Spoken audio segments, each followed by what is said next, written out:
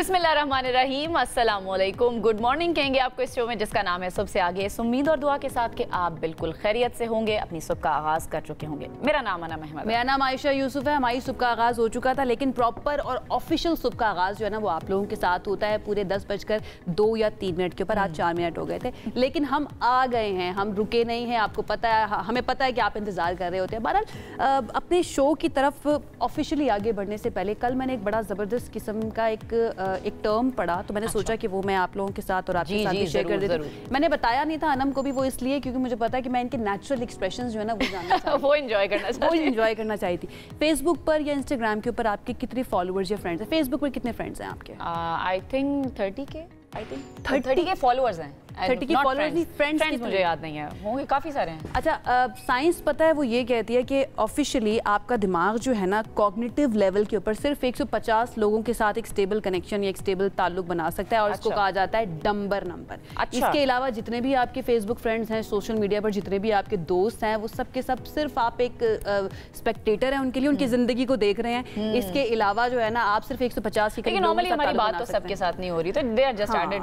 बस साइंटिफिकली आपको बता रही हूँ, आपकी नॉलेज के लिए, आपके जो देख रहे हैं उनकी नॉलेज के लिए डंबर नंबर, हमारी जिंदगी का हर किसी का डंबर नंबर होता है। 150 के करीब लोग होते हैं जिनके साथ हम एक ताल्लुक बना सकते हैं। ये आपके दिन की पहली लर्निंग थी, मैंने सोचा आपके साथ शेयर कर देती हूँ। पहली इंटरेस्टिंग स्टोरी की तरफ चलते हैं ना? बिल्कुल चलते हैं। आज माया नाज गजल गो शायर ताबिश दहलवी की 21वीं बरसी मनाई जा रही है, और ताबिश दहलवी का असल नाम सैयद मसूदुल हसन था, जिन्हें शेर व सुखन की दुनिया में ताबिश दहलवी के नाम से जाना गया है। उन्होंने उर्दू शायरी में बड़ा नाम और फिर बड़ा मकाम भी उन्होंने बनाया। अच्छा, बहुत बड़े ब्रॉडकास्टर भी थे और इन्होंने बड़ा नाम बनाया। इसके अलावा टीवी के ऊपर, रेडियो के ऊपर खबरें भी पढ़ा करते थे। तो ये मैं कह सकती हूँ कि हमारे कुछ हद तक पेटी भाई भी हैं, क्योंकि हमने भी खबरें पढ़ने से आगाज़ किया था। तो इस मौके के ऊपर थोड़ा सा उनको हम ट्रिब्यूट पेश करते हैं, और मैं चाहूँगी कि आपकी इजाज़त से उनकी थोड़ी सी शायरी सुना दीजिए। अच्छा, मुझे याद नहीं है तो मुझे देखकर सुनानी पड़ेगी।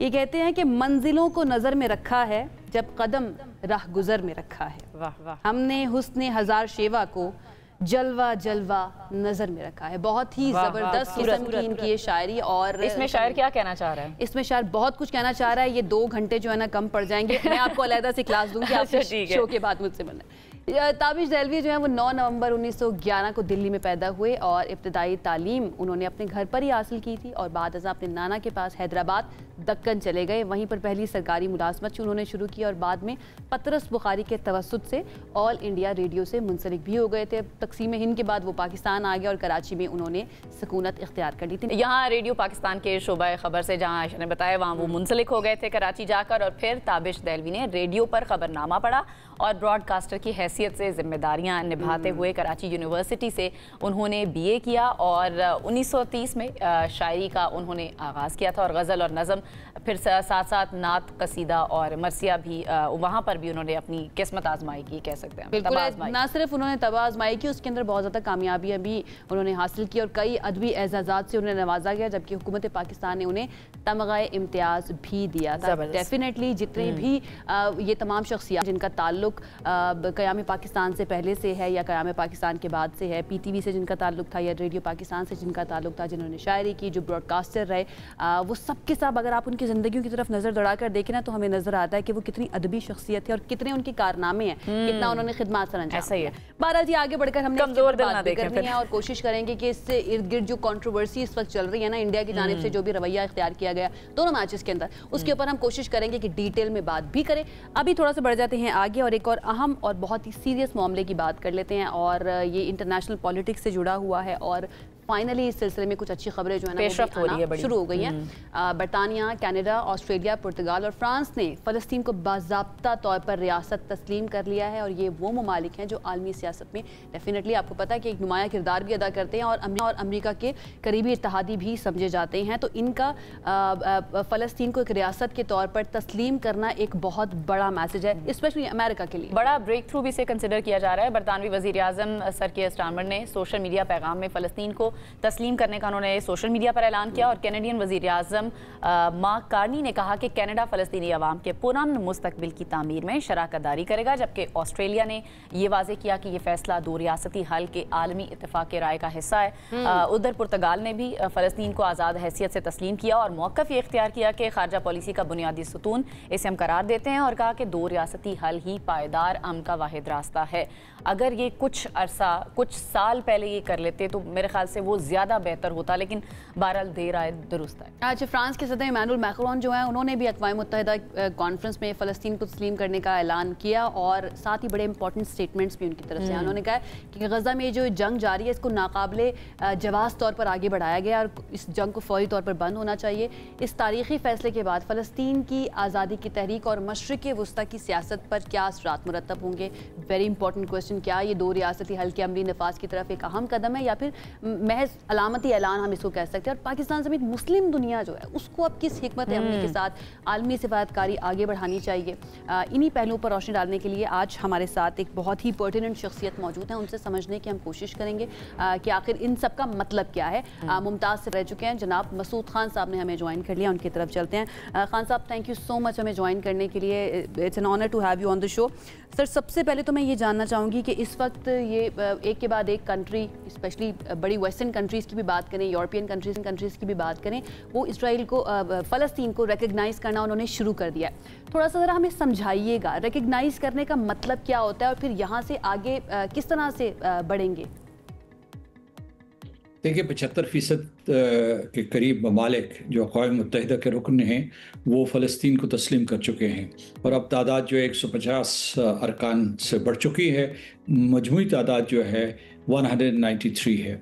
तो इसका मतलब ये है कि आलमी दबाव तो बढ़ गया है। और पहले जो है वो तीसरी दुनिया के ममालिक फ़लस्तीन को तस्लीम करते थे। अब जो ममालिक के नाम आपने गिनवाए हैं और गुज़श्ता साल भी जो है बहुत से यूरोपीय ममालिक उसमें शामिल हुए थे, तो अब यूरोपियंस, ख़ासतौर से वेस्ट यूरोपियन यूनियन के मेंबर्स जो हैं, जो अमेरिका के इत्तेहादी और हलीफ हैं, उन्होंने भी फ़लस्तीन को तस्लीम कर लिया है। ये जो टाइमिंग ये टाइमिंग कितनी इंपॉर्टेंट है इस वक्त तस्लीम किया जाना तमाम रियासतों की तरफ से? बैक टू बैक हम ये देख रहे हैं, रोज़ ही तकरीबन कोई खबर आ रही होती है कि फ़लाँ मुल्क ने तस्लीम कर लिया, फ़लाँ मुल्क ने तस्लीम कर लिया। क्या इसकी सिंबॉलिक वैल्यू है या ये जो टाइमिंग है इसके बारे में भी थोड़ा अगर आप एक्सप्लेन कर सके कितनी इंपॉर्टेंट है? जी, मैं पहले इस सवाल का एक मुख्तसर सा एक नुक्ता जो है वो वाज़े कर दूं कि आपने पूछा कि ये रुकनियत के या इस किस्म के जो है रिकग्निशन के क्या असरात होते हैं। तो वो ये है कि इसका मतलब ये है कि जनरल असम्बली ये कह चुकी है वाज़े तौर पर कि फ़लस्तीन को तस्लीम कर लिया जाए। और लेकिन तस्लीम करने के लिए आपको सलामती काउंसिल में जाना पड़ता है और सलामती काउंसिल में 5 वीटो बिल्डिंग पास हैं, जिनमें से 4 फ़लस्तीन को तस्लीम कर चुके हैं। फ्रांस, यूके, चाइना और रशियन फेडरेशन और चाइना ने 1988 में उनको तस्लीम कर लिया था। तो इसका मतलब है कि सलामती काउंसिल के अंदर भी दबाव बढ़ गया है। और फिर जो है इसमें सिर्फ और सिर्फ 2 ममालिक जो है सामने खड़े हैं, एक है यूनाइटेड स्टेट्स और दूसरा है इसराइल। इसराइल जो है वो सलामती काउंसिल का मेंबर नहीं है, लेकिन यूनाइटेड स्टेट्स है और उसके पास वीटो है, और अगर वो ना चाहे तो फ़लस्तीन इस अक्सरियत के बावजूद भी एक बाकायदा अक़वाम मुत्तहिदा की रुकन नहीं बन सकेगी और उसके रियासत बनने में भी बहुत सी मुश्किलात होंगी। तो आपके, मैं दूसरे सवाल की तरफ, बल्कि आप दोहरा दीजिए अपना दूसरा सवाल। मैं ये टाइमिंग के बारे में आपसे पूछ रही थी कि टाइमिंग कितनी इंपॉर्टेंट है और अभी ही क्यों एक के बाद एक मुल्क तस्लीम कर रहा है? देखिए, बात बहुत आगे चली गई थी। जो गज़ा में अक्टूबर 2023 के बाद जुल्म व सितम हुआ है, जो जंगी जराइम सरजद किए हैं इसराइल ने, या जो नस्ल खुशी की है, गज़ा को तबाह व बर्बाद कर दिया। अब गज़ा के ऊपर वो फ़ौजी कब्ज़ा कर रहा है ताकि वहाँ एक रिवियर आबाद कर दे, एक नई जो है कोई एक साहिली बस्ती आबाद करे, यानी इसराइल की जैसे मगरबी ममालिक की हिमायत हो, जिसे अमेरिका की हिमायत हासिल हो। तो एक तो ये बच्चे मारे जा रहे हैं, वहाँ हलाकतें हो रही हैं, लोग पनाहगाहों में भी महफूज नहीं हैं। और दूसरी तरफ ये है कि इसराइल की तरफ से रद्द-ए-अमल आया है कि वो मकबूजा फ़लस्तीन को गज़ा के ऊपर कब्ज़ा करने वाला है और उसे अपने जो रियासत इसराइल है उसका बाकायदा हिस्सा बनाना चाहता है।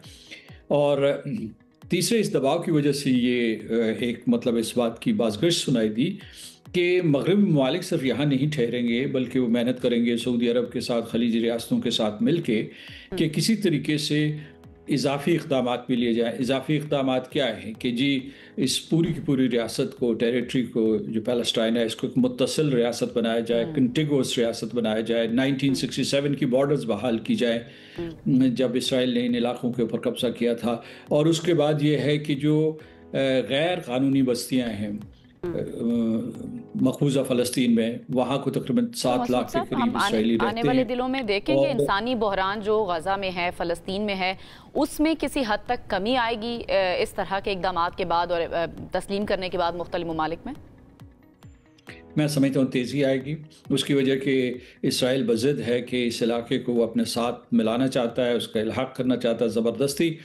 और दूसरे ये है कि वो उनके ऊपर जो है ये रिकग्निशंस हो रही हैं, इससे जो है उनके ख़िलाफ़ नफ़रत तो बढ़ रही है, मज़म्मत तो हो रही है, लेकिन अमली इक़दामात उस वक्त तक नहीं किए जा सकते जब तक कि अमेरिका ऑन बोर्ड ना हो। और अभी जो है अक़वाम मुत्तहिदा की साइड लाइन्स के ऊपर बहुत सी खलीजी रियासतें, आई मीन सारी खलीजी रियासतें, बहुत से अरब ममालिक, पाकिस्तान भी उसमें शामिल होगा, सदर ट्रंप से मुलाकात के दौरान इस बात पे ज़ोर देंगे कि अमेरिका भी जो है वो इसकी फ़लस्तीन की रियासत का क़याम और उसके एक ठोस वजूद के लिए आमादा हो जाए, जिसके इम्कानात इस वक्त तो कम नज़र आ रहे हैं क्योंकि इसराइली लॉबी अमेरिका में भी हावी है और वहाँ फैसला साजी इसराइल से पूछे बगैर नहीं होता, ख़ास तौर से इसराइल से मुताल्लिक़ या मशरिक़ वस्ता से मुताल्लिक़।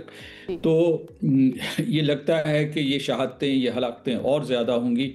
लिहाजा यानी इस वक्त जो है बैनुल-अक़वामी बरादरी ये तवक्को कर रही है कि ये जो मगरबी ममालिक हैं ये सिर्फ यहाँ ना ठहरें, या जो खलीजी रियासतें वो आगे बढ़ें, और जो रुकावटें हैं फ़लस्तीनी रियासत को कायम करने में, और इस वक्त जो जंगबंदी को के लिए जो कोशिशें हो रही थी जो मुअत्तल हो गई हैं, उनको दोबारा से बहाल किया जाए। मैं करना चाह रही हूँ कि इंटरनेशनल लॉ जो है वो इस सिलसिले में क्या कहता है, क्योंकि स्टेटहुड के लिए जितना मैंने थोड़ा बहुत पढ़ा है उसमें ये था कि आप एक गवर्नमेंट इंफ्रास्ट्रक्चर होना ज़रूरी है, एक टेरिटरी होनी चाहिए, उसके अंदर पॉपुलेशन होनी चाहिए। और इस वक्त अगर हम फ़लस्तीन के गज़ा की सिचुएशन देखें तो वहाँ पर जो कुछ है वो तो पूरी दुनिया के सामने है, कोई गवर्नमेंट का इंफ्रास्ट्रक्चर नहीं है, कोई सिस्टम नहीं है, टेरिटरी जो है ना वो समझ नहीं आ रही कि जिसका आप खुद ही जिक्र कर रहे थे कि 1967 वाली जो सरहदें या बॉर्डर्स हैं उनको दोबारा से हाईलाइट किया जाएगा। तो फिर ये किस तरह से आगे बढ़ेंगे, और आपको लग रहा है कि ये जितने भी बड़ी कंट्रीज़ या बड़ी ताकतें अब रिकग्नाइज़ कर रही हैं पैलेस्टाइन को, गज़ा को, वो आगे बढ़कर इस सिलसिले में भी कुछ काम करेंगी? देखिए, ये सोच विचार तो हो रही है सफारती हलकों में, इसके ऊपर जो है गुफ्तशुनीद हो रही है कि इस पूरी की पूरी टेरिटरी को, जैसे कि आपने कहा कि उसमें टेरिटरी होनी चाहिए, सरहदें होनी चाहिए, इक़्तिदार आला होना चाहिए ताकि एक खुद मुख्तार रियासत हो और अपने दिफा का इंतज़ाम हो। जो अब वहाँ जो इस किस्म का रुझान है उसके मुताबिक हमास को डिसार्म किया जा रहा है और उसे गवर्नेंस में कोई रोल नहीं होगा, सारी अथॉरिटी पैलेस्टीनियन अथॉरिटी को दे दी जाएगी, लेकिन पैलेस्टीनियन अथॉरिटी के पास किसी किस्म के कोई इख्तियारात नहीं है। वो अभी भी यानी इस मकबूजा हालत में इसराइल के ताबे है और उसके पास कोई फ़ौज नहीं है। जो वाहिद फ़ौज थी वो मुनज़्ज़म फ़ौज थी, वो हमास की थी। अगर उसे भी खत्म कर दिया गया तो ये खान साहब, ये लास्ट क्वेश्चन है मेरा, मुस्लिम कंट्रीज़ कोई रोल प्ले कर सकते हैं, स्पेशली अगर मैं Saudi Arab, Qatar, Gulf countries, then Pakistan या इसके अलावा तुर्की, मलेशिया, इंडोनेशिया, जिनके हुक्मरान आज मिल भी रहे हैं जाकर प्रेसिडेंट ट्रंप से, ये कोई रोल प्ले कर सकती है इस सिलसिले में जिसका हम जिक्र कर रहे हैं इस वक्त? जी, इसका रोल वो पहले से प्ले कर रहे हैं, खलीजी रियासतें कर रही हैं, पाकिस्तान कर रहा है, मलेशिया, इंडोनेशिया, सारे के सारे मुसलमान ममालिक कर रहे हैं। उनके इस वक्त जो साथ जो है मगरबी ममालिक भी शामिल हो गए हैं, लेकिन जो है सऊदी अरब जो है इस सिलसिले में सबसे ज़्यादा मुतहर्रिक है, वो कोशिश कर रहा है। अब ये देखना ये है कि ये कोशिशें कामयाब होंगी या नहीं, लेकिन इस वक्त जो सबसे ज़्यादा जो इस वक्त चैलेंज आ गया कि किस तरीके से जो मकबूजा फ़लस्तीन वो इसराइल का हिस्सा ना बने। Right, and is there a way around, अगर अमेरिका अगेन वीटो कर देता है, वो जिसकी हम बात कर रहे थे, प्रेशर में नहीं आता है बाकी कंट्रीज की? अगर अमेरिका आमादा हो गया, कुछ उसने लचक दिखाई, तो वो जब इस किस्म की करारदाद आएगी फ़लस्तीन को तस्लीम करने के लिए, तो उसमें एब्सटेन भी कर सकता है। ये भी एक चॉइस होता है, वीटो की बजाय वो एब्सेंट भी हो सकता है, एब्सटेन भी कर सकता है। लेकिन दूसरा जो है, जो यहाँ खलीजी रियासतों में कतर के हमले के बाद एक पैगाम इसराइल को गया है कि वो इन रियासतों के ऊपर हमला नहीं कर सकता, और नेतन्याहू का जो ग्रेटर इसराइल का प्लान है उसे तो बाहर सूरत वो रोकेंगे, यानी इसराइल को इसराइल की सरहदों तक महदूद किया जाएगा। ये पैगाम जा चुका है।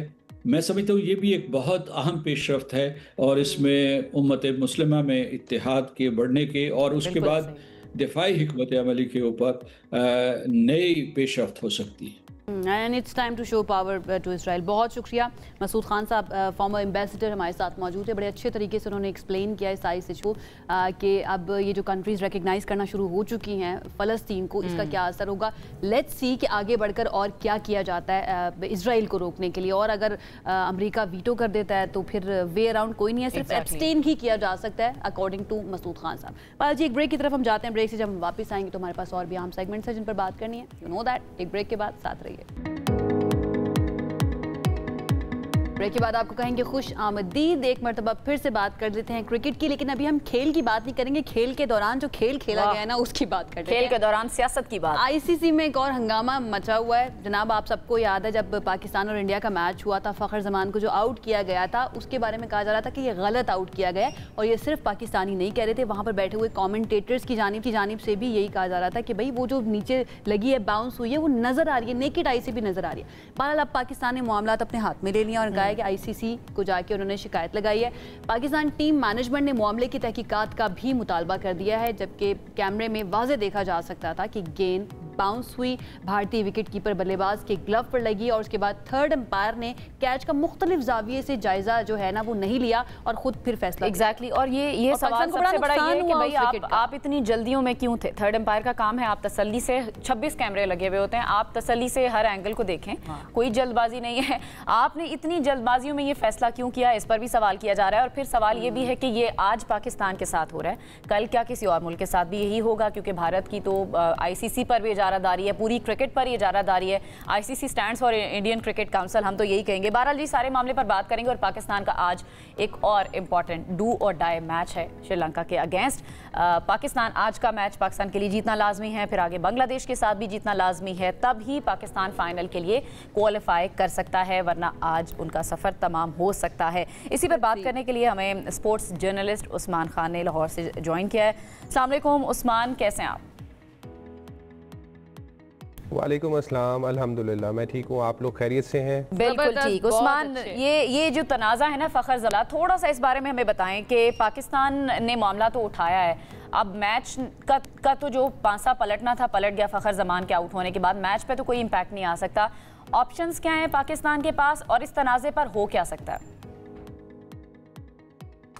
देखें, एक कंट्रोवर्शियल डिसीजन था जो कि श्रीलंकन अंपायर की जानिब से, वो भी थर्ड अंपायर की तरफ से किया गया। और जबकि आपको मालूम है कि ग्राउंड के अंदर तकरीबन 25-26 कैमराज ऑलरेडी होते हैं, और जो थर्ड अंपायर होता है उसके पास 7 डिफरेंट एंगल्स के कैमराज के जो व्यू होता है वो आ रहा होता है। ऑन स्क्रीन जो शायकीन को दिखाया जाता है उनमें 2 से 3 होते हैं, जो अंपायर को सबसे ज़्यादा बेहतर व्यू लगता है उसके मुताबिक वो फिर डिसीजन करते हैं। लेकिन बहरहाल डिसीजन कंट्रोवर्शियल रहा और गलत आउट दिया गया। हम तो अभी भी यही कह रहे हैं, क्योंकि बॉल वाज़े तौर पर नज़र आ सकती है कि बाउंस हुई है और फिर विकेट कीपर ने उसको कैप्ट किया है। तो इसके बाद तमाम तर मामले के ऊपर पाकिस्तान की जो टीम मैनेजमेंट है उन्होंने एक शिकायत भी आईसीसी के मैच रेफरी को दी। गो के होना ये चाहिए था कि मैच रेफरी को अस खुद इस मामले का नोटिस ले लेना चाहिए था, लेकिन अनफॉर्चुनेटली एक बायस मैच रेफरी एंडी पायक्रॉफ्ट बिल्कुल और उन्होंने नोटिस खुद से नहीं लिया और फिर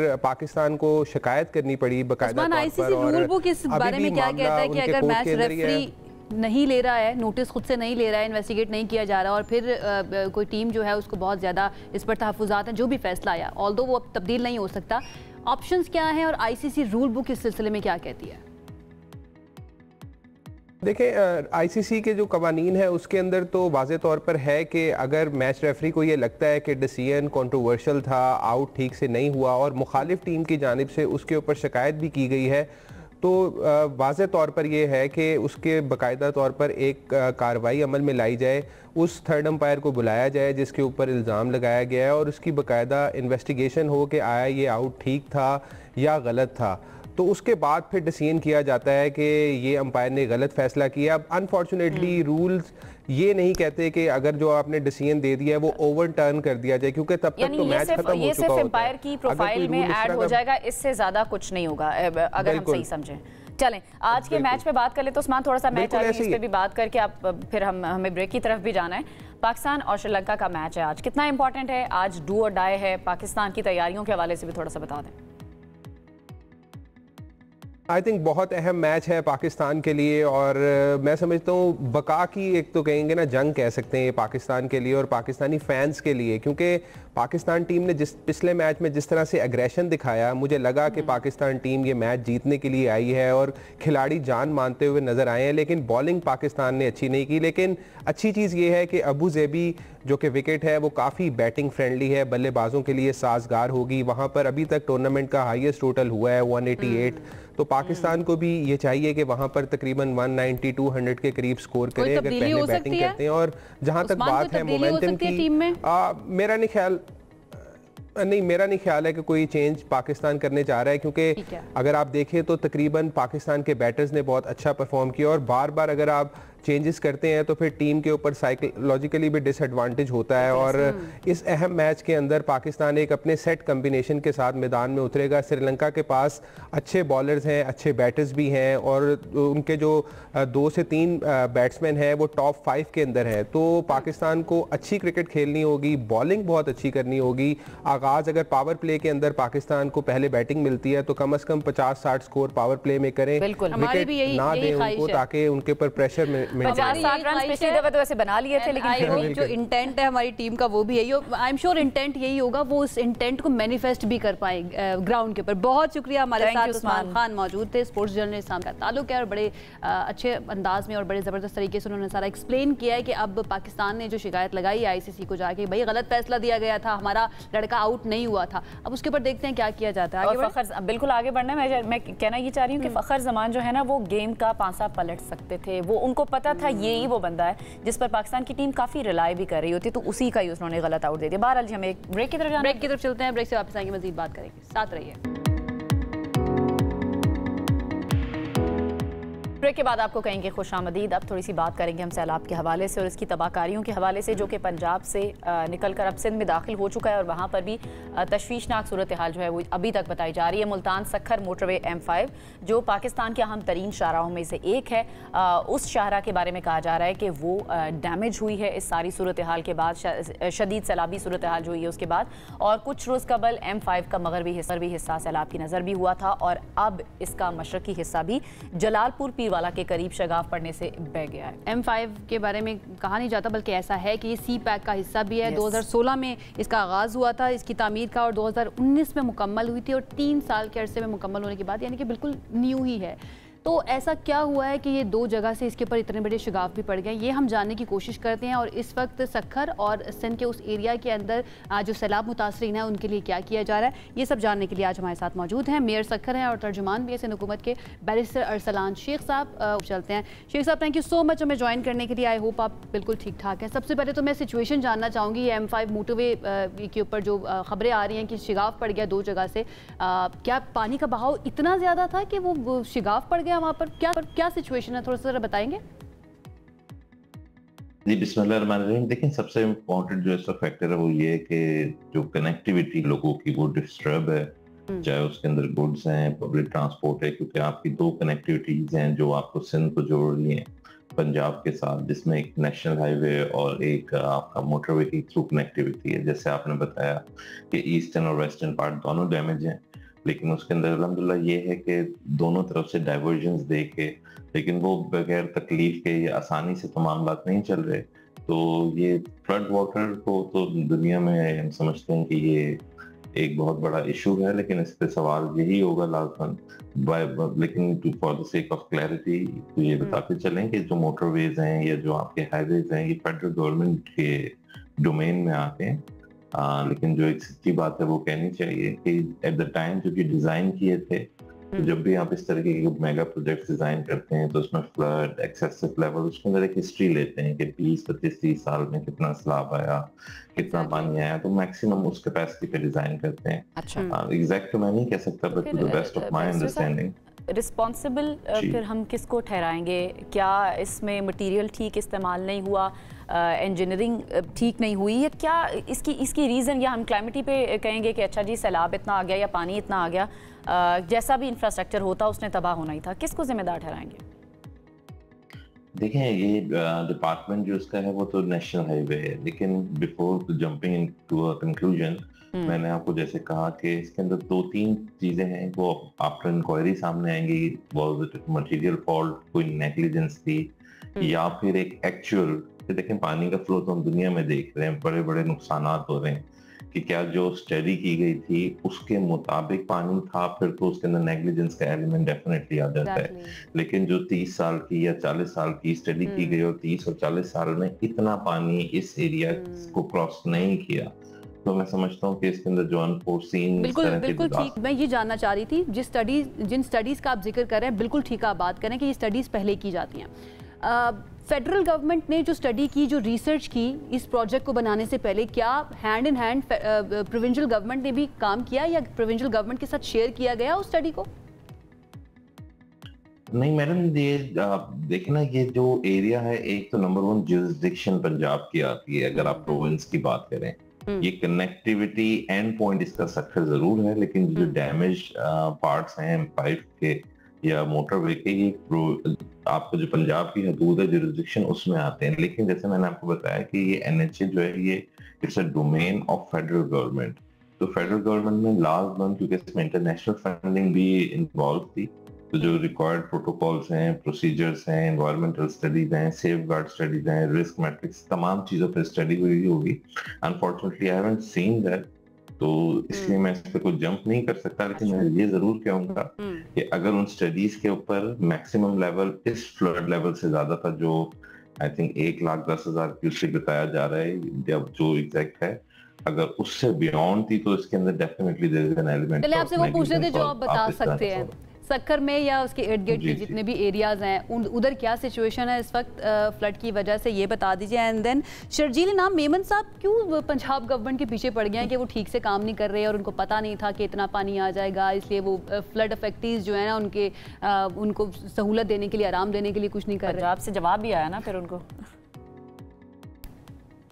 देखें, पंजाब भी पाकिस्तान का पार्ट है, और जब पूरे मुल्क में किसी भी सूबे के लोग तकलीफ में होंगे तो हर पाकिस्तानी तकलीफ में होगा। और आई थिंक जो लोगों की स्टेट है वो हम भी देख रहे हैं, सोशल मीडिया पे भी आ रही हैं, तो उसमें थोड़ी सी डिसअपॉइंटमेंट है। तो I think that was expression of that disappointment, जो लोग तकलीफ से गुजर रहे हैं उसके हवाले से। दूसरा आपका सवाल सिंध से जो आपने कहा, तो सिंध में अल्हम्दुलिल्लाह अल्लाह ने करम किया, जैसे हमने कहा था कि वी आर वेरी होपफुल, अल्लाह ताला की जात से हमने अपनी तैयारियां पूरी की हैं। जो हमारा की कंसर्न था कि कोई इम्पैक्टमेंट ना टूट जाए, कोई दूसरा आपका कैनाल का कोई पार्ट ना टूट जाए, कोई बैराजेस के डैमेज से लोगों की जान माल को नुकसान ना हो जाए, वो चीज नहीं हुई। लेकिन बहुत सारी चीजें, पिक्टोरियल वीडियोज आप देख रहे होंगे, जो कच्चे के वो एरियाज हैं जहाँ पे आज से नहीं, पाकिस्तान बनने से पहले लोग आबाद हैं, और एक स्टैंडर्ड प्रैक्टिस है, हाई फ्लड हो, मीडियम फ्लड हो, लो फ्लड हो, वहाँ पे पानी आता ही आता है। इवन जो क्रॉप्स हैं वो भी वही क्रॉप्स कल्टीवेट की जाती हैं जो फ्लड वाटर को सस्टेन कर सकती हैं। फ्लड वाटर के बाद मेरे ख्याल से इस बात में अरसलान के, अगर पाकिस्तान बनने से पहले से वहाँ पर प्रैक्टिस है तो मुझे लगता है कि गवर्नमेंट जो है, सिंध गवर्नमेंट तकरीबन 2 तिहाइयां तो होने वाली है ना सिंध के अंदर, वहाँ पर उनकी गवर्नमेंट को, तो ऐसा कोई मैकेनिज्म, ऐसा कोई इंफ्रास्ट्रक्चर बना देना चाहिए था कि वहाँ पर फ्लड्स का पानी ना आए। आई होप इस पे तो अग्री करेंगे आप। नहीं, देखें, अगर वहाँ पे फ्लड का पानी नहीं आएगा ना, तो सिंध की और पूरे पाकिस्तान की बहुत बड़ी मईशत, लोगों की socio economic state of affairs बहुत ज्यादा डिस्टर्ब होगी। यहाँ पे एक मेजर क्रॉप कल्टीवेट, वहाँ पर जो लोग रह रहे हैं उनकी जिंदगियों के अंदर कोई फर्क ना पड़े, मैं उसी पे आ रहा हूँ मैडम, या उनकी जानों को नुकसान ना हो, एटलीस्ट ये तो किया ही जा सकता है।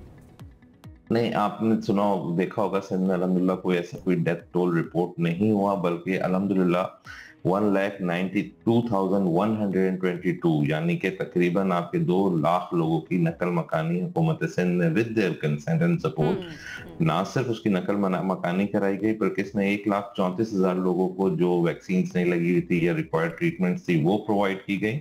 इसी तरह 15 लाख से जायद जानवर, उनकी भी नकल मकानी को ना सिर्फ इंश्योर किया, 4,92,000 कोशिश की गई कि उनको किया जा सके। ठीक है बैरिस्टर साहब, मैं चाहूंगी आप थोड़ा सा ये भी बता दें कि अब तो इंफ्रास्ट्रक्चर की हम बात करें कि ठीक है सड़क का हिस्सा 2 तरफ से बह गया है और शगाफ जो है वो पड़ गया है, ये आइंदा के लिए क्या हिकमत अमली बनाई जाएगी कि बारिशों या सैलाब का जो पानी होता है उससे इंफ्रास्ट्रक्चर को इस तरह से नुकसान ना पहुंचे?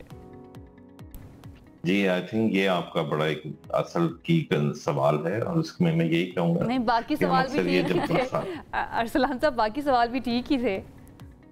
बाकी सवाल सिचुएशन के हिसाब से ठीक थे, लेकिन अगर आप देखें तो आज से 4 महीने पहले मंगला डैम जो है वो 0 और तरबेला डैम 1% कैपेसिटी पे थी। पाकिस्तान ने अपने 30 साल की कहत साली का रिकॉर्ड तोड़ा और आज 4 महीने में इतने एक्सेस वाटर पे हैं कि कह रहे हैं 1956 का रिकॉर्ड टूट गया। तो ये जो हमारा क्लाइमेट चेंज का टॉपिक है, it should be a day to day और रेगुलर बेसिस हम बरसात के एक तरफ वाटर स्कार्सिटी है और दूसरी तरफ पाकिस्तान के अंदर इतने फ्लड्स भी आ रहे हैं and then we don't have reservoirs पानी को सेव करने के लिए। तो ये डेफिनेटली जो हमारे मुल्क के अंदर बरसरे इक्तदार रही है ना जमातें, उन्हीं को हम ब्लेम करेंगे। लेकिन इन द एंड कुछ ऐड करना चाहें क्योंकि वक्त हमारे पास खत्म हो गया अरसलान? वो ठीक आ चुके हैं। बहुत शुक्रिया मेयर सक्कर बैरिस्टर अरसलान शेख हमारे साथ मौजूद थे। बड़े तहम्मुल के साथ उन्होंने हमारे सारे सवालों को सुना है और उसका जवाब भी दिया है। आई होप आप लोग, मैं तो नहीं हुई हूँ मुतमईन, लेकिन आप मुतमईन हो गए होंगे। आप एक ब्रेक की तरफ जाते हैं जनाब। ब्रेक से जब हम वापस आएंगे तो कुछ बात करेंगे दीगर अहम सेगमेंट्स पर। हमारे साथ रहिए।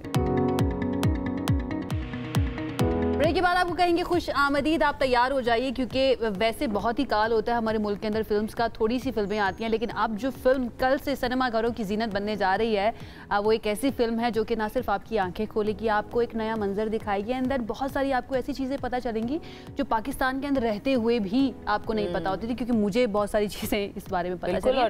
थोड़ा सा आपको बता देते हैं। हम बात करें ब्रिटिश की ज़बान में पाकिस्तान की पहली feature film Hundan an echo of dirge. ये फिल्म जो है ब्रिटिश की ज़ुबान यूनेस्को के मुताबिक पाकिस्तान की एक कदीम तरीन ज़बान है और एक डाइंग लैंग्वेज के तौर पर इसको कहा गया है। मादूमियत के ख़तरे से ये दो चार है और उम्मीद ये की जा रही है कि ये फिल्म इस ज़बान की बका और इसके फ़रोग़ में इंतहाई अहम संग मील जो है ना वो साबित हो सकती है। इसमें फ़िल्म की जो कहानी है वो फितरत और इंसान के रिश्ते फिर किस तरह से बदलते हैं या उनकी क्या कहानी है, क्लाइमेट चेंज है, सकाफती विरसे के तहफ़्फ़ुज़ और इंसानी जैसे गहरे पहलुओं पर यह फिल्म जो है वो फिल्माई गई है। इससे पहले कि हम इस पर मज़ीद बात करें और आपकी कुछ मेहमानों से भी मुलाकात कराएं, इसका प्रोमो देखते हैं।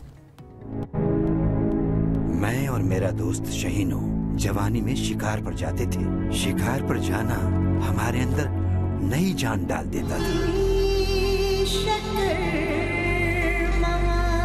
मगर क्यों जाना है? राह ने इनको एक सख्त इम्तिहान से गुजारा है। हमारी दुआ है अब आइंदा इनको खुशगवार जिंदगी मिले और नसीब अच्छा हो।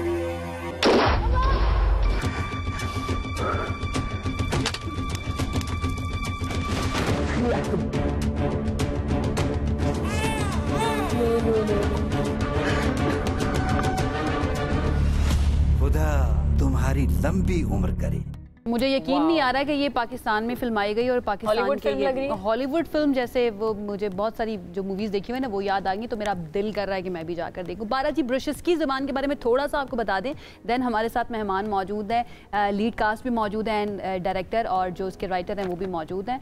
कहा जाता है कि तकरीबन 50,000 के करीब सिर्फ लोग रह गए हैं जो इस ज़बान को जानते हैं। और ये ज़बान बहुत सारे लोगों को शायद पता भी नहीं है कि पाकिस्तान के अंदर एग्जिस्ट करती है। और किसी भी रिवायत को, किसी भी सकाफत को ख़त्म करना हो तो उनके बारे में कहा जाता है कि उनकी ज़बान जो है ना उसको आप ख़त्म कर दें तो वो सकाफत भी ख़त्म हो जाएगी। बहरहाल ये एक बहुत अच्छी कोशिश है जो अब की जा रही है इस ज़बान को ज़िंदा करने की। हमारे साथ मौजूद है जनाब इस फिल्म के डायरेक्टर हैं और राइटर भी हैं करामत अली साहब, उनको हम वेलकम करेंगे। करामत, थैंक यू सो मच हमें ज्वाइन करने के लिए, थैंक यू सो मच।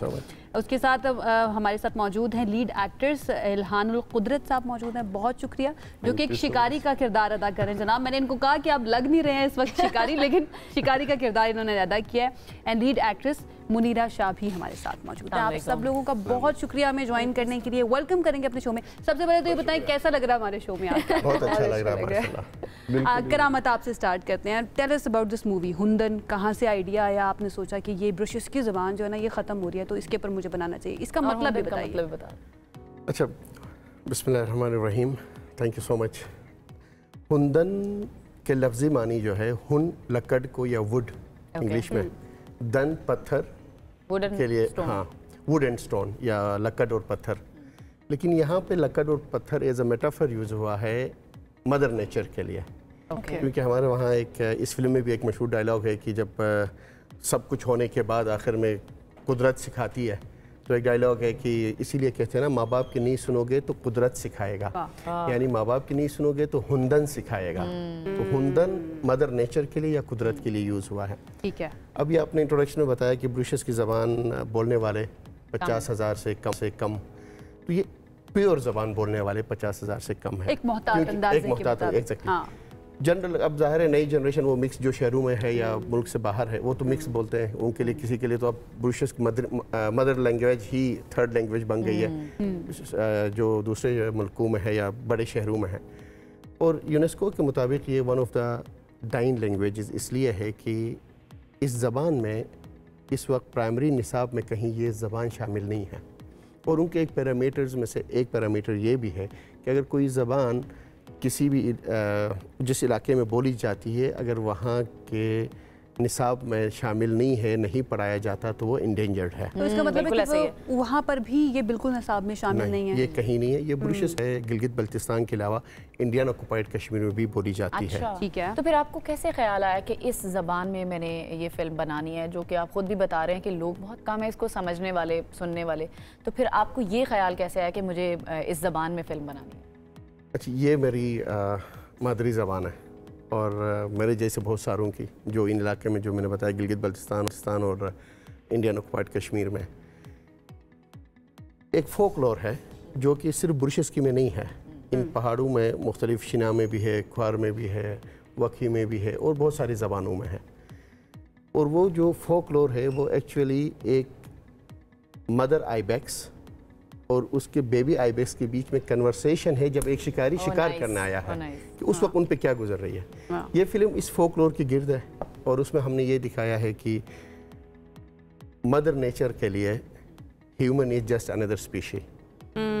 आपने और फिल्म का नाम भी देखना कि Hundan and echo of a dirge, एक मातम की गूंज, यानी ऊपर आपने किसी बच्चे के सामने उसकी माँ मर गई है तो बच्चा चीखा है, तो वही इको हुआ है। नाम में ही इतनी डेप्थ है अगर मूवी के, तो मूवी के अंदर कितनी डेप्थ होगी। बिल्कुल, इस पर हमने मजीद बात करें। मैं आपकी तरफ आऊँगी।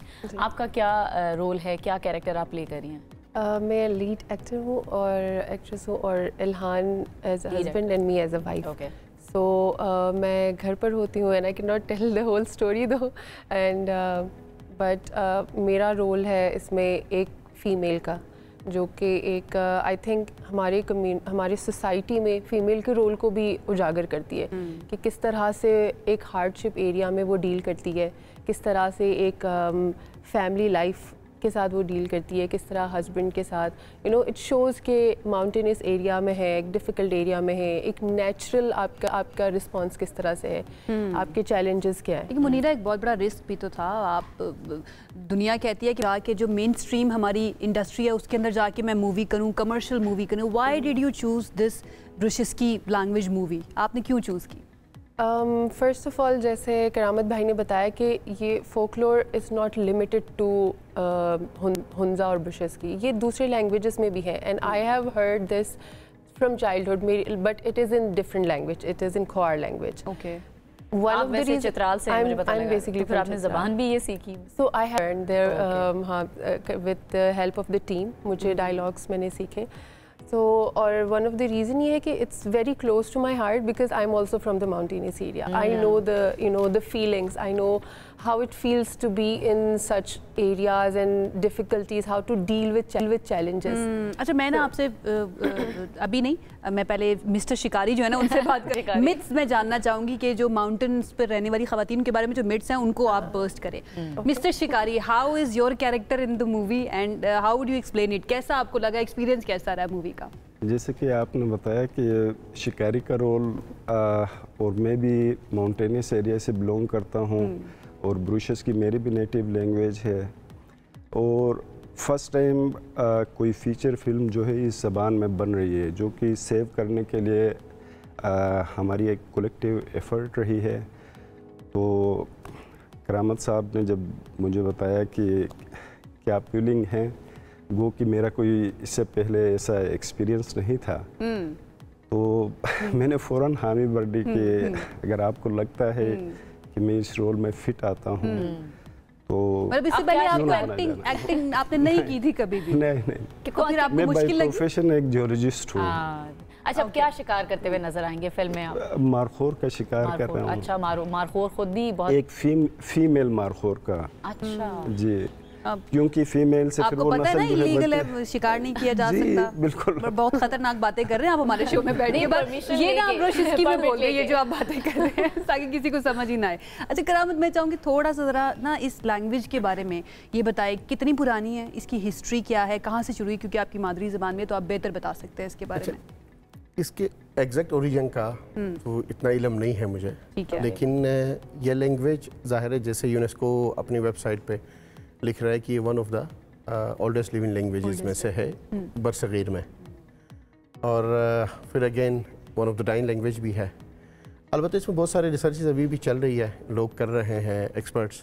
मैं लैंग्वेज एक्सपर्ट नहीं हूँ तो इतना डिटेल में मैं नहीं बता सकूँ, लेकिन ये वाकई मादूमियत की तरफ ये लैंग्वेज जा रहा है। अच्छा, थोड़ा सा आप इस लैंग्वेज में हमसे कोई बात बताएं ना। अब मेरे से पूछें क्या हाल है आपका? अनम आप कह रही हैं, मैं ऐसे सुनना चाह रही हूँ कि सुनने में कैसी लगती है। क्या हाल है के लिए हम बोलेंगे बेहाल बिला। हमने पहले बेहाल कह दिया, हाल का जवाब हमने बेहाल में बता दिया। हाँ। बेमेबान भी आप कैसे? हाँ, बेमेबान कैसे हैं आप? बेमेबान आप कैसे हैं? बेमेबान ये फॉर्मल और इनफॉर्मल फिर उसमें। हाँ, अच्छा, ब्रिटिश की जुबान में ना हम ट्रेलर आपको दिखा देते हैं मूवी का, वो देखिए। Shehino juayobam daruke chabam chishbunya kalni asmanimi ke yada mirude gashibim be yada da meimina sanetike le da minasa tamaka gon meimi khole wa awami shakar mama wa ya Besanirnica sapoi ba go kayan meimina yala da go wanani mo show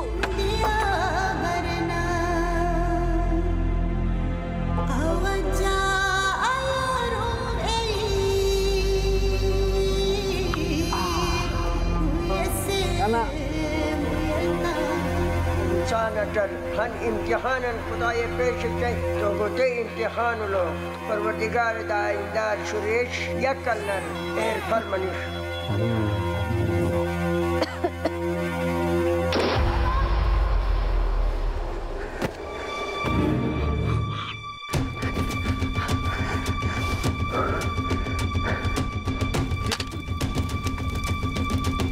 Edriya kul giri chapan shejan nusundi memam kul hini chap shes mana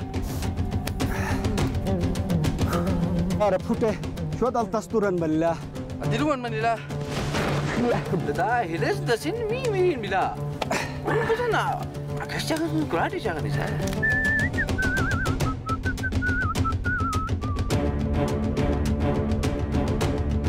जनाब 24 सितंबर से पाकिस्तान भर के cinema घरों में ये film लगने जा रही है। हुंदन और ब्रशेस की ज़बान में ये बनाई गई है, पहली फीचर फिल्म है और उर्दू ज़बान के अंदर ये हर जगह अवेलेबल होगी।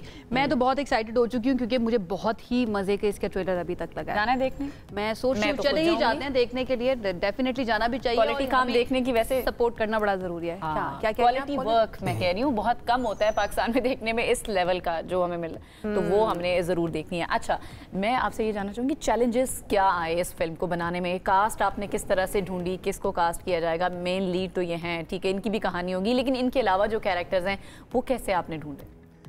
सबसे मुश्किल एक कास्ट का था क्योंकि उस इलाके में प्रोफेशनल एक्टर्स या वो नहीं है। अगर शहरों में जाके तो अब बहुत सारे हैं, लेकिन जो ज़बान बोलने वाले उस लहजे के साथ, क्योंकि देखिए अगर ज़बान डाइंग लैंग्वेज है तो हमने उस ज़बान में खुशी, गम, हैरत सब दिखाना था। अब वो हम कहाँ से ले आते हैं? इसीलिए कुछ ऑडिशंस हमने कर लिए और एंड पे अल्हान को मैं बचपन से, मेरा दोस्त भी है, बचपन से हम साथ रहे हैं, तो एक कैरेक्टर जो मैं ढूंढ रहा था वो अल्हान में था। अच्छा। और दूसरे जो इनके साथी है जाहिद जो नहीं आ सके हुंजा से, उनका कैरेक्टर ऐसा था कि वो इनके दोस्त है लेकिन वो चरवाहा है। ओके। वो एक ढूंढा। फिर उसके बाद मैंने कहा कि यार हम उसी बंदे को रखेंगे जो उस फील्ड का है। अगर जैसे वहाँ जो फातिहा खानी करवा रहे हैं जो बुजुर्ग इस फिल्म में, तो वो वही है जो नॉर्मल उनका लाइफ ऐसा ही है कि वो यही काम करते हैं। जो बंदा हमने चुना है इसमें, अल्हान ने बताया कि जियोलॉजिस्ट है, लेकिन ये ज़्यादा यही इनका ट्रैवल होता है पहाड़ों में। हमने वही जर्नी दिखानी थी कि और उस वक्त क्या होता था। फिर उसके बाद ज़ाहिर है एक हम फिल्म बना रहे थे और एक चरवाहे की ज़िंदगी पे, एक शिकारी की ज़िंदगी पे और एक फोकलोर के गिर्द ये फिल्म मैंने लिखा था। इसके बारे में थोड़ा सा बताएं। तो उसके लिए मैंने बहुत सारे शिकारियों के इंटरव्यूज़ किए कि हमने दिखाया 1970 का दौर, कि 1970 के दौर में आप क्या बातें करते थे। अच्छा। मैं और आप आज हाइकिंग पे जाएंगे, कहीं चले जाएंगे तो हमारी क्या बातें होंगी। आज के दौर की दुनिया भर का पॉलिटिक्स डिस्कस होगा, टेक्नोलॉजी डिस्कस करेंगे। वो लोग क्या बातें करते थे, वो जो कि उन चारों तरफ के जो पहाड़ है वहाँ से बाहर निकले ही नहीं थे। तो इसलिए बहुत सारे हमने उनके इंटरव्यूज़ किए। लेकिन और भी चैलेंजेस हुए होंगे ना, क्योंकि एक तो देखिए ये ज़बान बोलने वाले बड़े कम, देन आपको स्क्रीन के ऊपर फिल्म के लिए काम करने के लिए एक स्क्रीन प्रेजेंस भी चाहिए होती है। तो आपने अल्हान को माइंड में रखते हुए ये किरदार लिखा या फिर आपने किरदार लिखा था एंड आपको फिर बाद में लगा कि नहीं अल्हान इसके ऊपर पूरा उतरते हैं? इसके ऊपर आपको मुश्किल का सामना करना पड़ा? बहुत ज़्यादा। ये फिल्म मैंने 2007 में लिखा था और हमें एक्चुअली 17 से 18 साल लगे एग्जीक्यूट करने में। ऐसा नहीं कि काम कर रहे थे, एक बार शॉर्ट फिल्म के लिए ट्राई किया, वो नहीं हुआ। फिर हमने कहा कि नहीं इसको एक डॉक्यू ड्रामा टाइप का बनाते हैं, आपका वो नहीं हुआ। हाँ, फिर बीच में आके 2017 के बाद मैं अरहान से डिस्कस कर रहा था कि यार देख लेना करेंगे और ये तुम्हारी शक्ल उस पर जो मैं सोच रहा हूँ उसके साथ बराबर आ रहा है। तो सबसे बड़ा मुश्किल हमारे शूट के दौरान क्लाइमेट चेंज का था। हम बिहाइंड द सीन्स में आप देख लेंगे कि हम सुबह निकलते थे गाड़ियों में, यार वो उस तरफ बादल आ रहे हैं, बर्फबारी हो रही होगी, वहाँ चलते हैं। यार इस तरफ, इस फिल्म का 80% बर्फ में सीन लिखे हुए थे, वो हमें कट करके अब 20% बर्फ में सीन है फिल्म तो के। आप हर वक्त यही सोचते रहते होंगे कि मौसम कैसा हो रहा है, चलें जी भाग के, और फिर उस वक्त कास्ट को इकट्ठा करना। रात के 2 बजे सबको जगाया है कि बर्फ शुरू हो गई है तो चलो अभी चलते, कुछ शॉट्स तो ले ले। लेकिन हम जब बाहर निकले बर्फ नहीं, जिसके बगैर फिल्म बन ही नहीं सकती है, फाइनेंसेस, उनका क्या किया फिर? ये बड़ा टफ सवाल है। अच्छा, फाइनेंसेस के लिए ये था कि जो जमा पूंजी थी उसके साथ हमने शुरू किया, दोस्तों से ले लिया, सबसे ले लिया। फिर इसी दौरान असल में एक कनेक्शन होता है ना आपका। आप एक्टर्स ने तो तंग नहीं किया, नहीं हम तो इतने पैसे लेंगे? नहीं, ये तो मेरे फैमिली मेंबर्स की तरह है हमारे सारे। फिर इन्हीं बीच में जो हमारे को प्रोड्यूसर है बिजांग ग्रुप के अनवर अमान साहब और जो इंजी जलाल है, वो इन हुआ है। उनकी स्टोरी भी हमारी स्टोरी से सेम है। माँ की मोहब्बत, मदर नेचर के लिए आपकी रिस्पेक्ट, तो वो इस वजह से वो साथ आए और जिस परेशानी से हम गुजर रहे थे उससे हम टाइमली निकल सके। लेकिन ये क्लाइमेट चेंज ने, इवन बिहाइंड द सीन्स पे क्लाइमेट चेंज की अलग एक फ़िल्म बन सकती है कि आपको जो फिल्म 12 दिन के लिए में कंप्लीट होना था, ये आपको 2 महीने लगे हैं बर्फ़ के इंतजार में। और दिसंबर में बर्फ़ नहीं पड़ी है, जनवरी में बर्फ़ नहीं पड़ी है। अच्छा मुनीरा, आप बताएं आपने क्या क्या चैलेंजेस फेस किए? ठीक है, और अपने करियर के बारे में थोड़ा सा बताइए। आपकी पहली फिल्म है? हाँ, ये मेरी बेसिकली पहली फिल्म है। मैंने एक शॉर्ट फिल्म में काम किया है, but on a bigger screen. This is my first. मुझे लग रहा है मैंने आपको कहीं पर देखा हुआ है ऑनेस्टली। अच्छा, मुझे मिथ्स क्या हुए, मिथ्स के बारे में भी बताइएगा कि माउंटेन्स पर रहने वाली खवातीन जो है उनके बारे में जो मिथ्स है उनको ज़रा बर्स्ट करें, ज़रा बता के जाएं आप कितनी मॉडर्न है। ठीक है। चैलेंजेस तो जैसे करामत भाई ने बताया, वेदर के लिहाज से बहुत ज़्यादा चैलेंजेस थे। पर्सनली मैंने, क्योंकि टीम बहुत ज़्यादा सपोर्टिव थी, जिस तरह से लोकल, क्योंकि मैं लोकल हुंजा की नहीं हूँ, लेकिन लोकल्स ने जिस तरह से प्यार मोहब्बत दिया, सपोर्ट किया, बहुत अच्छा लगा। और ओवरऑल मुझे as a challenge, main challenge यही लगा कि मौसम के लिए हम वेट कर रहे थे, अगेन वही कि बर्फ़बारी हो तो वो सब देखना। बाकी मुझे लैंग्वेज भी चैलेंजिंग था, क्योंकि ब्रुशेस की लैंग्वेज इज़ डिफ़िकल्ट। तो एक्सेंट उसमें लाना और वो सारी चीज़ें, तो आई होप कि मैंने जस्टिस किया हो जितना भी मैंने किया होगा। हमें अभी तो आप लोगों को देख के लग रहा है कि आप सब ने जस्टिस किया अपने अपने कैरेक्टर्स में। राइट। मिथ्स के लिहाज से ये है कि जैसे बाकी एरियाज़ में मैंने सुना है कि होते हैं। फॉर एग्जांपल शाम को आपने बाहर नहीं जाना है, ख़ास करके ख़वातीन, specially when they are expecting, उस टाइम पे आपने बाहर नहीं जाना है। एंड देन माउंटेन्स के बारे में है, माउंटेन्स में परियां रहती हैं, आपने खुले बालों के साथ शाम को नहीं निकलना। सी स्टोरीज मुझे लगती हैं, मुझे मज़ा आता है वो सुन के, लेकिन ये सारी मिथ्स हैं। These are myths. बिल्कुल ऐसे। अच्छा, हुंजा के बारे में ये है कि आई मीन दुनिया नहीं बल्कि पाकिस्तान की सबसे ज़्यादा जो पढ़े लिखे लोग हैं ना वो वहाँ पर होते हैं। ऑलमोस्ट लिटरेसी रेट जो है ना वो तकरीबन बहुत मेल फीमेल, जो कि एक बड़ा एजाज़ है हुंजा के लिए। इन द एंड इल्हान, आप कुछ कहना चाहें अपने किरदार के बारे में, इस मूवी के बारे में, जो देख रहे हैं लोग उनको? बस यही है कि 24 से आने होगा, यानी प्रॉपर रिलीज़ होगा, तो करीबी सिनेमाज में जाएं, लाजमी देखें। उर्दू लैंग्वेज में भी डब्ड है, ब्रूशस्की में भी है, तो लाजमी जाके देखें। सिर्फ एक चीज़ को ये कवर नहीं कर रहा, इवन एनिमल राइट्स पे बात हो रही है, क्लाइमेट चेंज पे बात हो रही है, तो ये सारी चीज़ें, ह्यूमन रेजिलियंस, तो मदर नेचर के साथ आपने किस तरह को एग्जिस्ट करते हुए रहना है, ये सारी चीज़ें हो रही हैं। तो हर एक के लिए मैसेज है।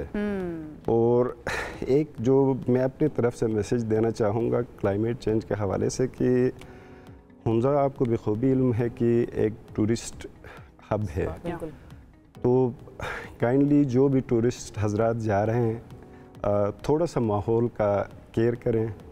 देख लें आप ये गल्फ इवेंट्स कितने हो रहे हैं, और सैलाब इनडायरेक्टली आपकी मुतासिर हो रहे हैं। ब्यूटीफुल मैसेज, खूबसूरत, बहुत मुझे लगता है सबसे इम्पोर्टेंट मैसेज जो था ना, कोएग्जिस्टेंस विद नेचर, जो फिल्म का थीम है। आप भी इन द एंड कोई मैसेज देखने वालों को? बस मेरा मैसेज है, खासकर जो वो लोग जो ब्रूशस की बोलते हैं कि ज़ाहिर है पहली फिल्म है, आप लाजमी जाएं, अपने बच्चों को लेके जाएं। और पूरे पाकिस्तान से वो लोग, अभी क्योंकि पाकिस्तान में हम रिलीज़ कर रहे हैं, जो कुदरत के साथ कोएग्जिस्टेंस की बात हो रही है, क्लाइमेट चेंज की बात हो रही है, ह्यूमन रेजिलियंस की बात है, तो आप सब जाएं। एक स्ट्रॉन्ग मैसेज है कि हमने कुदरत के साथ कैसे मिलकर रहना है। हमने अगर कोई जानवर है, बीन अशरफुल मखलूक़ात, हमने किस तरह से उन जानवरों का भी ख्याल रखना है, इर्द गिर्द के सारे माहौल का किस तरह से हमने ख्याल करना है। ये एक मैसेज है। बस इंशाल्लाह सबको अच्छा लगेगा, इस उम्मीद के साथ। इंशाल्लाह डेफिनेटली अच्छा लगेगा, और हमारा भी मुकम्मल सपोर्ट आप लोगों के साथ है इंशाल्लाह।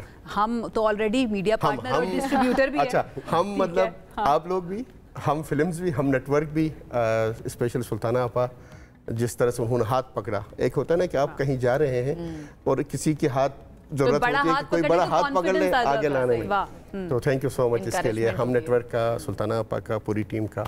असद साहब, thank you so much for joining us and all the very best जनाब। 24 सितंबर से तमाम पाकिस्तानी, हम हमेशा ये बात करते हैं हमारे यहाँ पर तो कोई एंटरटेनमेंट ही नहीं है। आप एंटरटेनमेंट के लिए इस तरह की फिल्म्स भी बन रही हैं, लोकल इंडस्ट्री का सपोर्ट करें, खुद भी सीख सकते हैं, आप अपने बच्चों को भी सिखा सकते हैं कि हमारे मुल्क के अंदर क्या क्या कल्चर है, कौन कौन सी लैंग्वेजेस बोली जा रही है। और मुझे लगता है कि ये आर्ट फॉर्म जो है, फिल्म, ड्रामा, इससे बेहतर और कोई पॉजिटिव मैसेज देने के लिए या लोगों को सिखाने के लिए और कुछ हो नहीं सकता है। तो सपोर्ट कीजिए हुंदन। ये फिल्म कल से तमाम सिनेमा, पूरे पाकिस्तान के अंदर तमाम सिनेमा घरों के अंदर अवेलेबल होगी, जाइए सपोर्ट कीजिए। अब एक ब्रेक की तरफ जाते हैं, ब्रेक से वापस आएंगे, मजीद बात करेंगे, साथ रहिए। ब्रेक के बाद आपको कहेंगे खुश आमदीद। बड़ा इंपॉर्टेंट सेगमेंट है जिस पर आज हमने बात करनी है, जिस पर बहुत कम बात की जाती है। आज दुनिया भर में international day of sine language मनाया जा रहा है, और ये दिन इस बात की याद दहानी कराता है कि दुनिया में करोड़ों अफराद ऐसे हैं जो सुन और बोल नहीं सकते, यानी कुव्वत गोयाई से और कुव्वत समात से महरूम है। लेकिन साइन लैंग्वेज एक ऐसी लैंग्वेज है जिसके ज़रिए अपनी सोच, अपने एहसासात, अपने जज्बात का बखूबी इजहार कर सकते हैं। अक़वाम मुत्तहिदा के मुताबिक साइन लैंग्वेज जो है ये सिर्फ एक कम्युनिकेशन टूल नहीं है, बल्कि ये एक मुकम्मल ज़बान की हैसियत भी रखती है, जो कि सकाफ़त, शनाख्त और समाजी शमूलियत की अलामत है। और पाकिस्तान की अगर बात की जाए तो यहाँ पर भी लाखों अफराद ऐसे मौजूद है समात और गोयाई से तो महरूम है या इसकी कमी का शिकार है। लेकिन बदकिस्मती से अनफॉर्चुनेटली हमारे तालीमी इदारे, मीडिया, जिसके अंदर आज के बाद मैं कह सकती हूँ कि मैंने थोड़ा सा रोल प्ले किया है, और आम माशरती ढांचे की बात की जाए तो साइन लैंग्वेज को वो अहमियत नहीं मिलती है जो कि मिलनी चाहिए। ये दिन जो है इसलिए भी आम है कि हम सब मिलकर एक ऐसा मुआशरा तश्कील दे जिसके अंदर इंक्लूसिविटी हो, हर फ़र्द को यकसा मौक़े भी मिले और जो इजहार का हक़ है ना वो भी हासिल होना चाहिए। तो हमने सोचा कि आज एक ऐसा सेगमेंट हम प्लान करते हैं, डिज़ाइन करते हैं, जिसके अंदर हम एक ऐसे इदारे की जो रूह रवा है उनको बुलाएं जो कि इन लोगों के लिए काम कर रही हैं और उनका खुद का क्या एक्सपीरियंस रहा है, एंड देन इंटरप्रेटर भी हमारे साथ मौजूद है, सो दैट जितने भी लोग जो सुन नहीं सकते हैं, बोल नहीं सकते हैं, वो अगर हमें देख रहे हैं तो वो भी अंडरस्टैंड कर सकें कि हम क्या मैसेज देना चाहते हैं। तो इंट्रोडक्शन करवा देते हैं जनाब, हमारे साथ कौन कौन मौजूद है। और अपने हमारे साथ इस वक्त मौजूद हैं कनेक्ट हेयर जो कि एक सोशल एंटरप्राइज है, उसकी रूह रवा है अजीमा धांजी, वो हमारे साथ मौजूद है। Azima, thank you so much हमें ज्वाइन करने के लिए। उनके साथ एक बहुत ही स्पेशल गेस्ट हमारे साथ मौजूद है जो वैसे तो अजीमा की वालिदा हैं लेकिन उनके साथ ही सोशल एंटरप्राइज के अंदर काम भी करती हैं और वो खुद भी कुव्वत गोयाई और कुव्वत समाज से महरूम हैं। ज़ारा धांजी साहिबा वो भी हमारे साथ मौजूद है। Zara, thank you so much, बहुत बहुत शुक्रिया आपका। एंड जिनको इस वक्त आप स्क्रीन पर देख रहे हैं जो कि इंटरप्रेट कर रही हैं, इनका भी मैं नाम बता देती हूँ, ये सैयद हिबा अली है। सैयदा हिबा अली है। Hiba, thank you so much हमें ज्वाइन करने के लिए। Azima, let's start with you, thank you so much हमें ज्वाइन करने के लिए। अपनी इस एंटरप्राइज के बारे में बताइएगा। Connect Hear, it is the hear, सुनने वाला हेयर, सुनने वाला yes. ये नाम कहाँ से आया, कहाँ से शुरू किया आपने, एक्सपीरियंस क्या है आपका? Thank you so much. I think आपने जो इंट्रोडक्शन किया that is so spot on कि हम सबको ये लैंग्वेज का पता होना चाहिए। अगर आप मुझसे पूछे तो मेरे लिए मेरी मादरी ज़बान है, it's truly my mother tongue which you know I use to communicate with अम्मी अब्बू जब मैं बड़ी हो रही थी। एंड आई रियलाइज़ कि सोसाइटी को डेफ कम्युनिटी और साइन लैंग्वेज के बारे में नॉलेज ही नहीं है। बहुत दफ़ा लोग आकर मेरे सामने भी हैरान होते थे कि मेरे अम्मी अब्बू हाथ के इस्तेमाल से किस तरह हमें बातचीत करते हैं, हमें बातें समझाते हैं, किस तरह हमें बड़ा कर रहे हैं। And when I turn 19 and I started going to university, I think Allah की तरफ से मेरे दिल में था कि अगर कोई भी इस चीज़ के लिए कुछ नहीं कर रहा, it doesn't mean I can not do it. उसी वक्त हमने एक फेसबुक पेज शुरू किया, उसमें हम लोगों को साइन लैंग्वेज में छोटे छोटे जुमले सिखाते थे। हमारी जर्नी वहाँ से शुरू हुई 2017 में एंड अल्हम्दुलिल्लाह 8 साल बाद now it has become an organisation that partners with a lot of corporates, a lot of public sector organisation, ताकि हम डेफ कम्युनिटी के लिए, पर्सन्स विद डिसेबिलिटीज़ के लिए जगह बना सकें। अजीमा, ये बताएं कि चैलेंजेस क्या आपको फेस करने पड़े इस सारी अपनी जर्नी में? फिर ज़ाहिर है लोगों के रिएक्शंस भी कभी कभी बड़े हार्श हो जाते हैं, उसके बारे में भी थोड़ा सा बताएं। एब्सोल्युटली, आई थिंक अवेयरनेस इतनी कम है हमारे मुल्क के अंदर, लोगों को इस बारे में समझाया नहीं जाता। बहुत दफ़ा लोग इसके बारे में मजाक भी उड़ाते हैं, हंसते भी हैं। जब मैं छोटी थी और मैं साइन लैंग्वेज में अम्मी अब्बू के साथ इशारों में बात करती थी तो मैंने हर किस्म के कमेंट्स पीछे से सुने हैं, लोग मजाक उड़ा रहे हो या हैरान हो। बहुत दफ़ा ये जो छोटी सी चीज़ है, बेचारगी वाला एलिमेंट। हावेवर जब कनेक्टर का काम शुरू किया, मैं IBA में तालीम हासिल कर रही थी, तो बहुत लोग हैरान थे कि मैं कुछ भी कर सकती थी, तो why am I working on this group, क्योंकि उस वक्त कुछ भी नहीं हो रहा था इसके लिए। जब काम शुरू किया, लोगों को लगा कि छोटे हैं, बच्चे हैं, शौकीन हैं, ये एक प्रोजेक्ट है, तो मुझे लगता है हमें अपने काम के थ्रू प्रूफ करना पड़ा कि we are serious and this community exists and this community has the right to have employment as well. मेरी वालदा ने खुद 33 साल बैंक में जॉब की है, तो आई थिंक उनका जॉब करना was a message for all of us. I'm really sorry Azima, लेकिन I'm very excited to talk to Zara. ठीक है, मैं आपसे ज़्यादा उनसे बात करने के लिए excited हूँ। Zaara, how is your experience? अभी तक आपने जितना भी काम किया, आप खुद बैंक में भी काम कर चुकी हैं और अभी जिस तरह से आप काम कर रही हैं अपनी बेटी के साथ, अजीमा के साथ, कैसा एक्सपीरियंस है आपका? ओके, सो जब मैंने बैंक ज्वाइन किया था 33 years ago, I was the first deaf women on the floor और वहाँ पे सब लोग थे। वहाँ पे जो मेरे कोलीग्स थे उनसे बातचीत करने मुझे बहुत मुश्किल होती थी बिकॉज किसी को साइन लैंग्वेज आती ही नहीं थी। मैं ख़ुद कोशिश करती थी लिप रीडिंग करके लिख के बात करने की, और सारे कोलीग्स आपस में बात कर रहे होते थे, हंसी मजाक कर रहे होते थे, and I used to feel so left out because किसी को साइन लैंग्वेज आती ही नहीं थी। तो ये मेरी जर्नी बिल्कुल भी आसान नहीं थी, वो बहुत मुश्किल थी।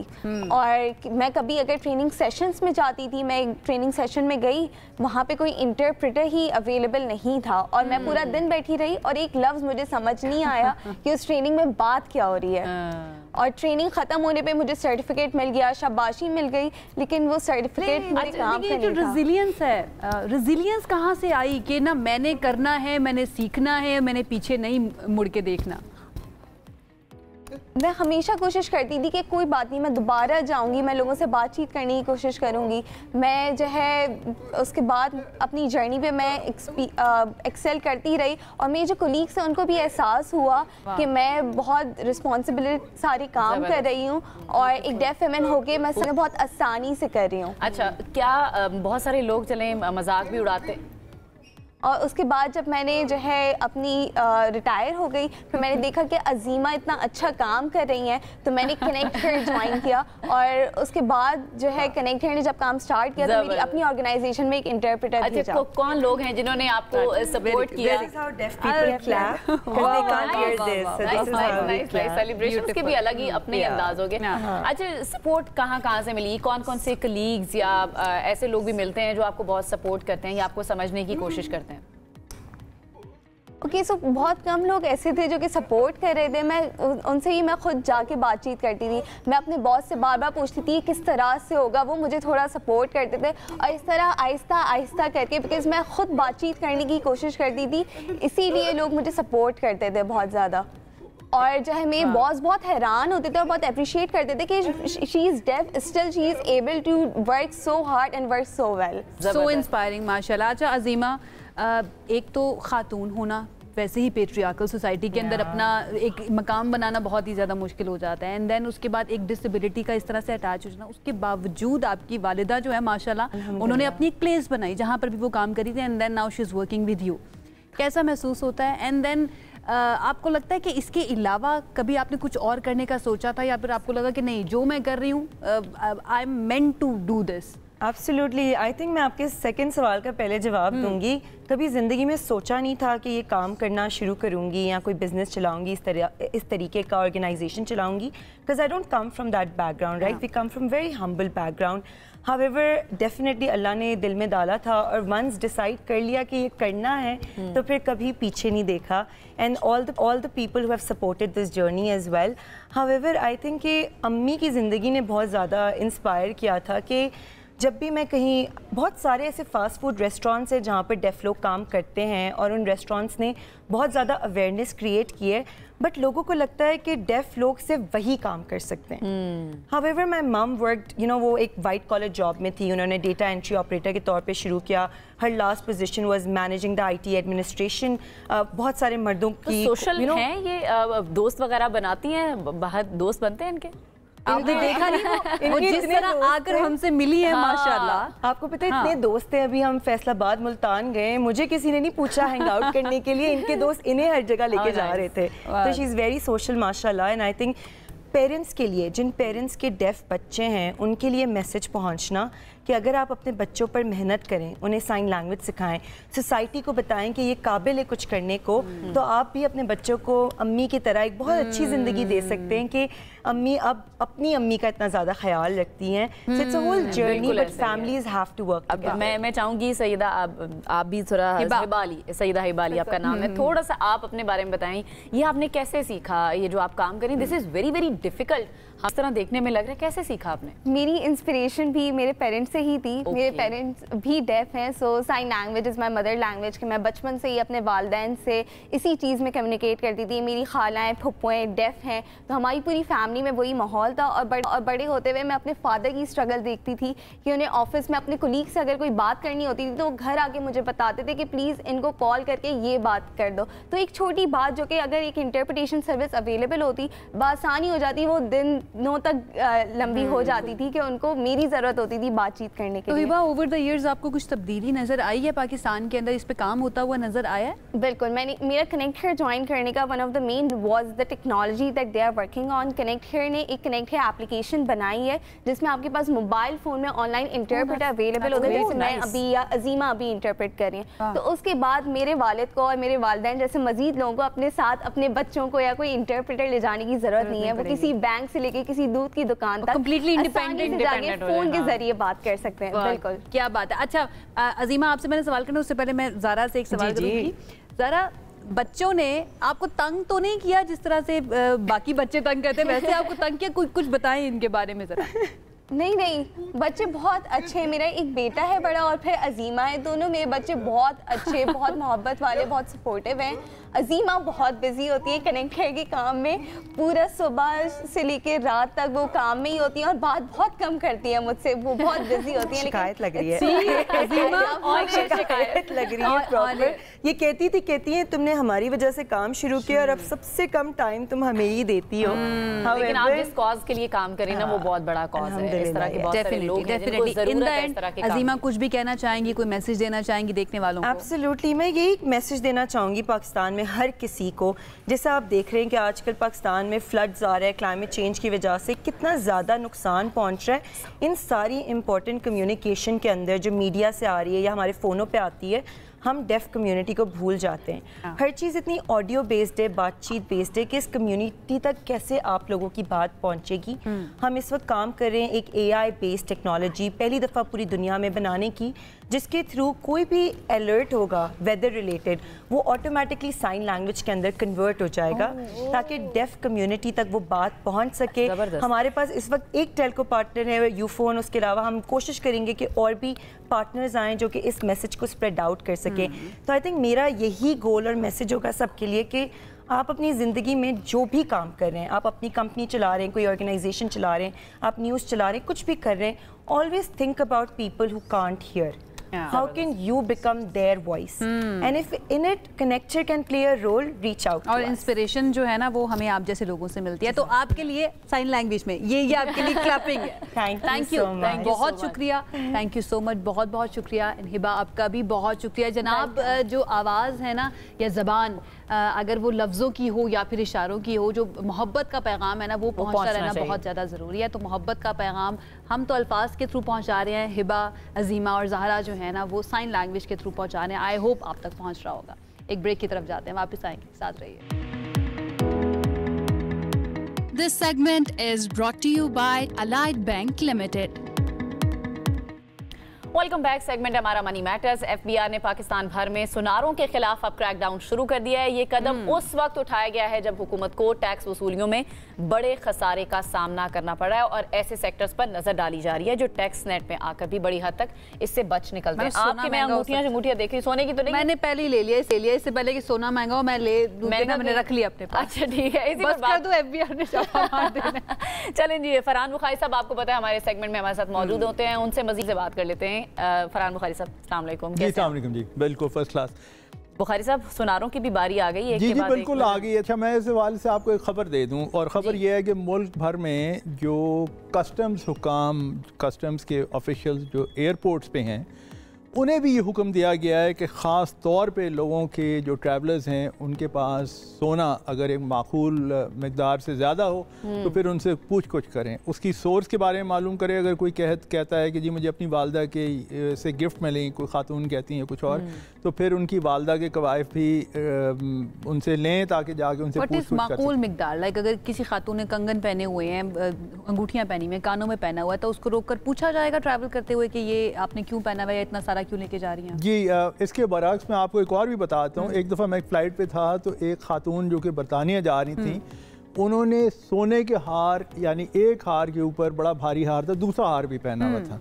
तो इस किस्म की भी हैं कि लोग अपने हैंड बैगेज में 2-2, 3-3 सेट्स मसलन लेके जा रहे हैं। माकूल मिकदार में जानना चाह रही हूँ वो कितनी हो? वो डिफाइन की है, लाइन डिफाइन की है। ये है ना कि एक आध सेट अगर आपके पास होता है कोई मॉडरेट किस्म का, और अगर किसी को शौक है ज्यादा सोना पहनने का, तो फिर वो उसका सोर्स बताएं। क्योंकि अरसा दराज से सोना मुल्क में काले धन को छुपाने के लिए, बचाने के लिए। भाई साहब, रोजमर्रा की रूटीन में लोग तंग नहीं होने लग जाएंगे कि जाते जाते हमें क्या सवाल जवाब कर रहे हैं कि ये क्या पहना हुआ है? तो बात ये है कि दुनिया भर में कहीं भी कोई टैक्स की रकम कभी खुशी से नहीं देता, और पाकिस्तान में तो ये निकलवाना पड़ता है। और पाकिस्तान में तो ये वाकई एक बहुत बड़ा मसला है, क्योंकि काला धन इतना फैल चुका है कि जब तक कोई सख्त हाथ नहीं पड़ेगा भी नहीं करते ना, तो आप कैसे करेंगे। और यही मामला अब ज्वेलर्स का भी हो गया है कि कई ज्वेलर्स ऐसे हैं कि दुकानें उनकी हैं, लेकिन रसीद हाथ वाली बना के देंगे, रसीद हाथ वाली बना के देंगे और किसी खाते में आते ही नहीं। फिर फेसबुक पे भी आपको कुछ डिज़ाइनर्स नज़र आएंगे, बल्कि मेरा तो मशवरा FBI को ये होगा कि फेसबुक के डिज़ाइनर्स के पीछे भी जाएं, उनके पीछे भी जाएं, लेकिन चलें ऑनलाइन काम कर रहे हैं। जी बिल्कुल, मतलब जितने भी सुनार है ना, या फिर सोना बेचने वाले या रखने वाले भी हैं, इवन उनके ऊपर भी अब हाथ तंग किया जा रहा है और शिकंजा सख्त किया जा रहा है। इस सिलसिले में क्या किया जाता है मजीद, और कितना ज्यादा हमारा जो टैक्स डेफिसिट है ना, जो बहुत कम इकट्ठा होता है टैक्स, वो किस हद तक मुकम्मल हो जाता है। वक्त हो चुका है खत्म। बहुत शुक्रिया, फरहान बुखारी साहब हमारे साथ मौजूद थे। इंशाल्लाह आपसे करेंगे दोबारा मुलाकात कल। अपना बहुत ख्याल रखिए। अल्लाह हाफिज़।